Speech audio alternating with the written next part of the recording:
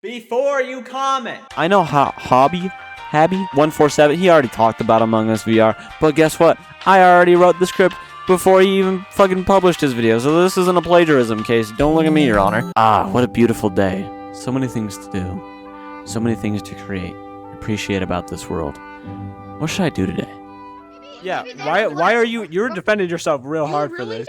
And they voted out Birdball! What the fuck?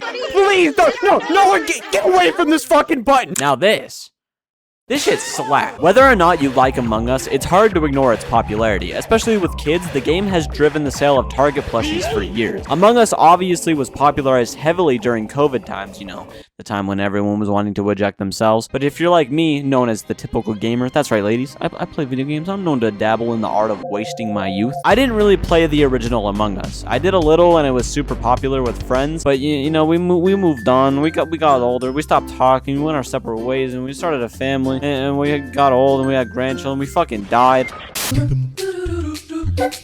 Now, unless you have a dent in your head, or what we like to call on this channel, old as fuck, then you probably already know what to do in Among Us. Usually a couple people are the imposter who want to dig people down like it's a Johnny Sins video, and the rest of the players are crewmates, but the only objective is to complete tasks around the ship. Say it with me now. Can I get a mindless labor in the chat? Usually your tasks are pretty simple and fit the whole "you're in a spaceship" theme pretty well. Things like pumping gas, generating electricity, or aligning the ship so we don't fucking die. Oh geez, Billy, why don't you align this ship so these creepy alien fucks keep hunting them? And the team who developed this version of the game in VR, I will admit, did get the tasks from the base game to translate well to fit this new format. Except when the game spins you around like you're a goddamn dodgeball getting thrown around by some kid picking his fucking nose. Also, for some reason, you have this blinder strength on. I get it's trying to help new players who deal with motion sickness in VR, but there has to be a better way than just making you partially blind to things going on around you. Imagine you're trying to play Bone Lab, and every time you move, someone just comes along and fucking robs you at gunpoint for your headset.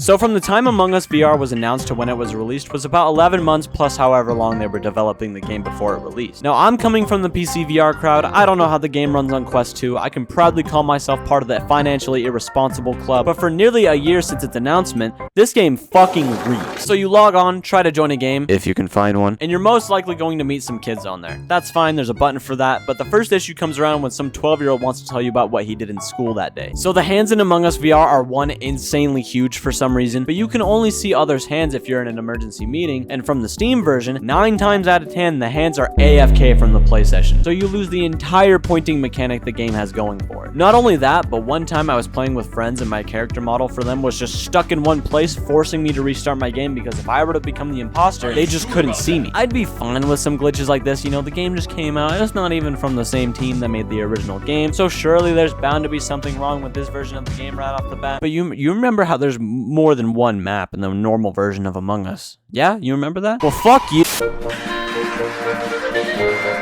I feel like the team who made the VR version ultimately decided on making this map the only map in the game because it's the most popular. Making maps in games can be hard. You want to know if you can buy hats? Yeah, of course you can buy hats day one of release. Why do you ask? So, real quick, this is a few days after I recorded this full video. So we got a new update, right?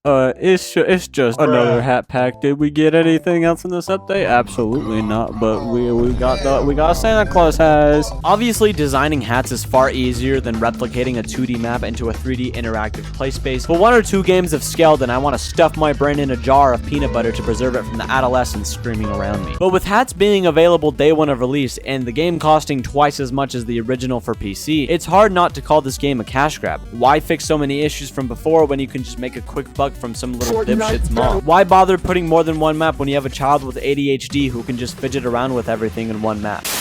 It is what it is. Now, obviously, as a PC VR user, I'm speaking as the minority. The Mark Zuckerberg fever dream of the metaverse has dominated VR for quite some time now, and it clearly shows that on the Steam version of Among Us VR. But where does this game separate itself from the VR chat version? VR chat can run on your grandma's toaster, and you can still play Among Us VR on there. So even though the Quest 2 version might be more popular for the actual official game, there's not a reason to ever buy it when the VR chat version is free and is a decent version of Among Us. Also, with plenty of other things to do it. P.S. The hands in VR chat chat actually fucking works. Problems aside, the game does run well from the Steam version and ultimately is pretty fun when it works, but I feel like with how many don't fucking care about this game, it would have made better sense to give Steam users Among Us VR for free if they bought the base game on Steam, and it would have ultimately led to more microtransaction sales. I ran a poll on my Discord, and join the Discord by the way. I ran a poll to see how many people bought it because I was thinking of hosting a gaming night, and immediately out of the gate, 10 people that were like, nah, we ain't buying that shit.